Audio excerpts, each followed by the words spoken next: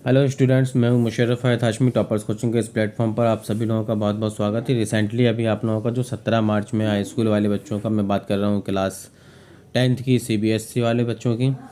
तो आज आप लोगों का हुआ है हिंदी का पेपर एग्ज़ाम, और इसका जो कोड है बेटा, paper code question paper code number जो है वो है 3/1/2 सेट नंबर 2।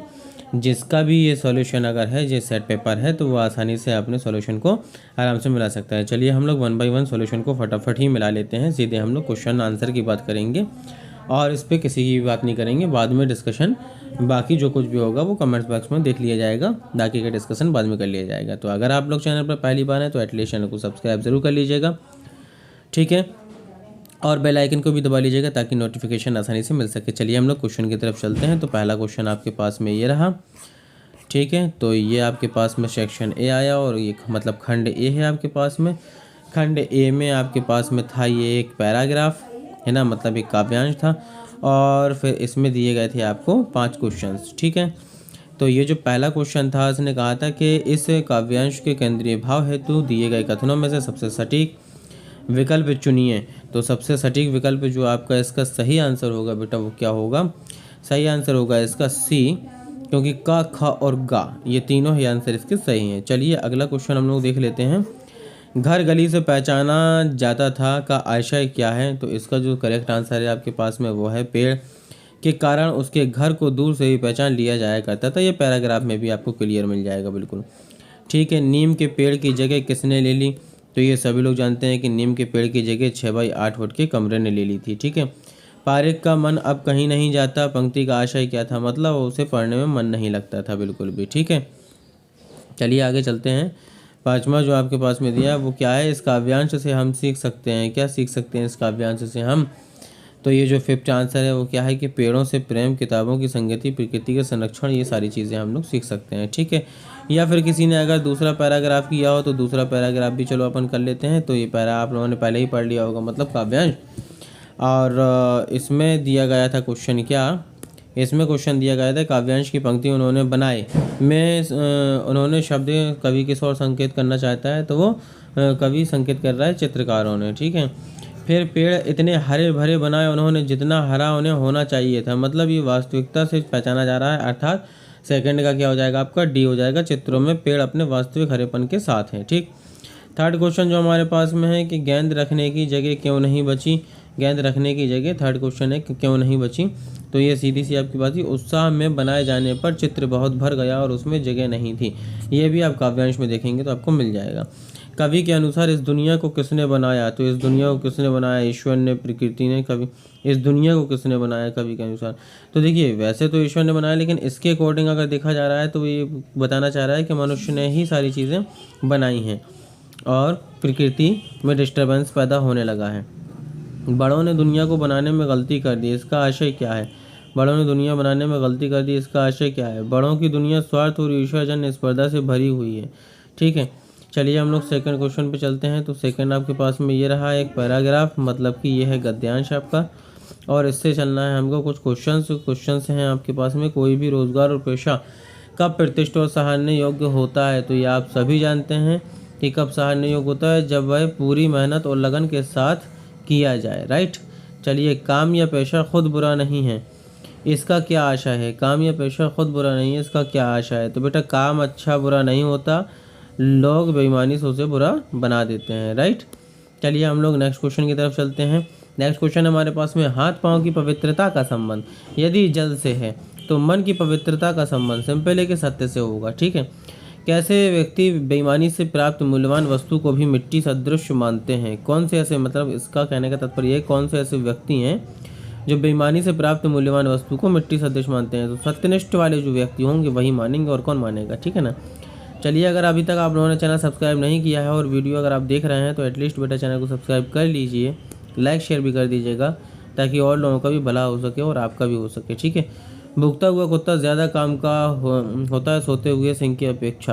तो इसका सीधा सा आंसर क्या आएगा? तो देखो, सोते हुए योग्य व्यक्ति से जागा हुआ योग्य व्यक्ति श्रेष्ठ करे, ये मेरे अकॉर्डिंग वैसे होना चाहिए 100%, लेकिन अगर ये भी है कि सोए हुए व्यक्ति से धीमी गति से काम करने वाला व्यक्ति श्रेष्ठ माना जाता है, लेकिन अकॉर्डिंग टू अगर इसको देखा जाए तो ये ज़्यादा बेहतर है। चलिए तीसरे क्वेश्चन देख लेते हैं। तीसरे क्वेश्चन में क्या कह रहा है वो कि तीसरे क्वेश्चन में उसने पूछा है इस रचना के आधार पर वाक्य भेद पर आधारित 5 बहुविकल्पी प्रश्न में 4 के आंसर दीजिए। चलिए देखिए, तो इसका पहले का थर्ड का फर्स्ट आंसर क्या हो जाएगा, ये हो जाएगा आपके पास में सी, ठीक है। इसके बाद में थर्ड का चलते हैं, तो थर्ड का और देखते हैं, थर्ड का सेकंड क्या हो जाएगा, थर्ड का सेकंड ये है। देखो बेटा, विदेश जाने पर बच्चों ने अच्छी किताबों अच्छी जगहों पर पढ़ सके। वस्तु में मिश्र वाक्य क्या होगा, इस प्रयुक्त वाक्य में मिश्र वाक्य क्या होगा, ठीक है। मिश्र वाक्य पूछ रहा है वो, तो यहाँ पर हमको मिश्र वाक्य बताना है यहाँ पर। तो ये देखिए, जब बच्चे विदेश जाएं तब अच्छी जगहों पर पढ़ सकें, ये दूसरा इसका सेकंड हो जाएगा, ठीक है। फिर यह जब देश आज़ाद हुआ तब संविधान बनाया गया, जब देश आज़ाद हुआ तब संविधान बनाया गया, इस संयुक्त वाक्य में बदला जाए, इस संयुक्त वाक्य में बदला जाए, तो देश आज़ाद हुआ और संविधान बनाया गया बात, ठीक है। चौथे का डी आंसर हो जाएगा, चौथे का क्या हो जाएगा, चौथे का आंसर डी हो जाएगा, ठीक है। फिर चलते हैं हम लोग पाँचवें की तरफ, तो पाँचवें का आंसर क्या हो जाएगा, पाँचवें का आंसर क्या हो जाएगा इसके, तीसरे के पाँचवें का आंसर, ये आपको देखो वाक्य पहचान का सही विकल्प चुनिए। तो ये देखिए, इसका हो जाएगा आपका रसूलन और बतलून के गाने पर अमरुद्दीन को खुशी मिलती है, तो इसका आंसर जो आपका डी आ जाएगा, का, खा और घा, ठीक। चलिए आगे चलते हैं चौथे क्वेश्चन पे। वाक्य पर आधारित 5 प्रश्नों को हल करना था, तो चौथे का पहला जो आपका है, चौथे का पहला वो है कृतवाचक, ठीक है। इसके बाद चलते हैं हम लोग आगे, तो यहाँ पर है उसने नेपाली बोली सीखी, वाक्य में कर्मवाचक क्या है, तो ये हो जाएगा आपका उसके द्वारा नेपाली भाषा सीखी गई, ठीक है।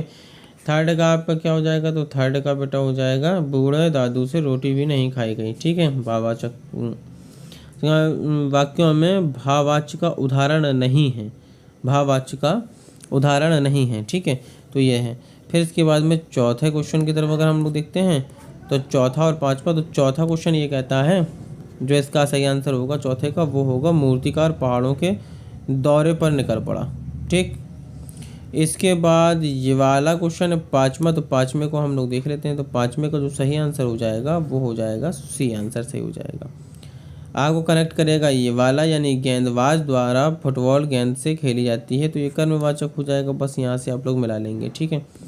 चलिए अगले पे चलते हैं हम लोग, तो अगला ये जो पाँचवें का क्वेश्चन है, पाँचवें का, तो पाँचवें का पहला देख लेते हैं, तो पाँचवें का पहला क्या हो जाएगा, पाँचवें का पहला बी आंसर हो जाएगा आपका, ठीक है। फिर पाँचवें के दूसरे को देख लेते हैं, तो पाँचवें के दूसरे को आपका क्या आंसर हो जाएगा, पाँचवें के दूसरे को डी आंसर हो जाएगा आपका, ठीक है। फिर पाँचवें के तीसरे को देख लेते हैं, तो तीसरा क्या कह रहा है, निम्न में से किस वाक्य में रीतिवाचक क्रिया विशेषण का प्रयोग नहीं है, रीतिवाचक क्रिया विशेषण का प्रयोग नहीं है। मैं इस किताब से भली भांति परिचित हूँ, पहाड़ों से पत्थर गेंद की तरह लुढ़क रहे हैं, छात्र धीरे धीरे बातें कर रहे हैं, थोड़ा बोलो अधिक सुनो। तो रीतिवाचक यानी जो रीतिवाचक है वो उनमें से कौन नहीं है, ठीक है। तो ये आपका आ जाएगा छात्र धीरे धीरे बातें कर रहे हैं, ठीक।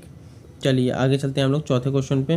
तो इसका जो चौथा क्वेश्चन है वो, इसमें जाड़ों में चारों ओर कोहरा छा जाता है, रेखा कित शब्द का पद परिचय दीजिए, तो इसका आंसर हो जाएगा आपका जातिवाचक संज्ञा पुल्लिंग एक वचन, ठीक है।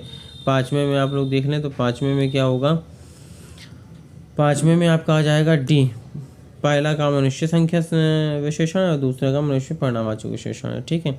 चलिए अब हम लोग छठवें की तरफ चलते हैं, तो छठवें का पहला जो आपका आंसर है, हम सिर्फ अभी आंसर मिलाते हैं जा रहे हैं। छठवें का जो पहला आंसर है आपके पास में वो एकदम बी करेक्ट आंसर हो जाएगा। इसके बाद में हम चलते हैं छठवें के दूसरे में और तीसरे में, दूसरे तीसरे और चौथे को भी सॉल्व कर सकते हैं अपन लोग, ठीक है। तो दूसरा क्या है, छठवें का दूसरे का आंसर है डी, मेघ आए बड़े वन ठाठ के सवर के, ठीक है। इसके बाद में थर्ड आंसर हो जाएगा वो हो जाएगा उत्प्रेक्षा अलंकार, और जो फोर्थ आंसर हो जाएगा वो हो जाएगा अतिशयोक्ति, ठीक। चलिए फिर नेक्स्ट क्वेश्चन पे चलते हैं, तो पानी गए ना उभरे मोती मानो शून, तो ये 50 का है, बिल्कुल सिंपल है, श्लेष अलंकार हो गया, ठीक है। चलिए साथ में हम लोग देखते हैं सेवेंथ क्वेश्चन, तो सेवेंथ क्वेश्चन फटाफट बस मिलान कर लेते हैं पहले। तो साथ के पहले का क्या हो जाएगा आपका, बाबा विश्वनाथ बिस्मिल्लाह खां, ठीक है, इन्हीं की कनेक्टिव स्टोरी थी ये पूरी।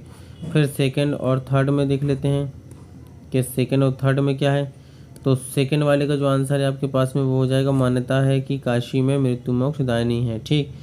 फिर थर्ड का जो आंसर है आपके पास में, वो थर्ड का आंसर आपके पास में क्या हो जाएगा, देखो का ये बिल्कुल सही है और ये भी बिल्कुल सही है, तो सी हो जाएगा।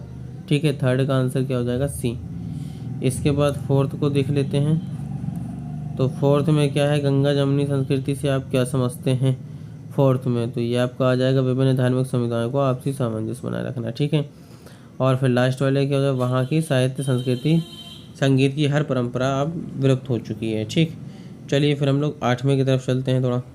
तो 8वें में क्या है, 8वें में ये दो चीज़ें आपको दिखाना थी। ये पहला, इसका पहला ही हो जाएगा, और सेकंड वाले का भी पहला ही हो जाएगा, ये बिल्कुल सही है। फिर 9वें में भी एक पहला था, इसमें ज़रा क्वेश्चन कर लेते हैं, क्वेश्चन नंबर 9 का।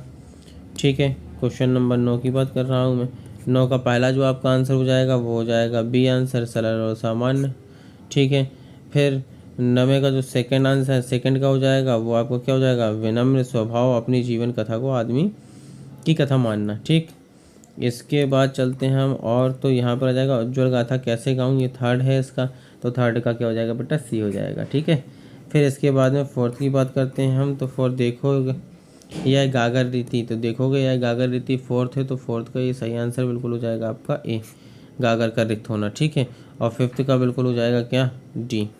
ठीक, इसके बाद चलते हैं हम लोग 10th क्वेश्चन की तरफ। तो 10th में भी यही है आपके पास में। ठीक है, तो उम्मीद है कि आप लोगों को सबको समझ में आया होगा। बढ़िया पेपर। ठीक, सब्सक्राइब लाइक शेयर ज़रूर करिए।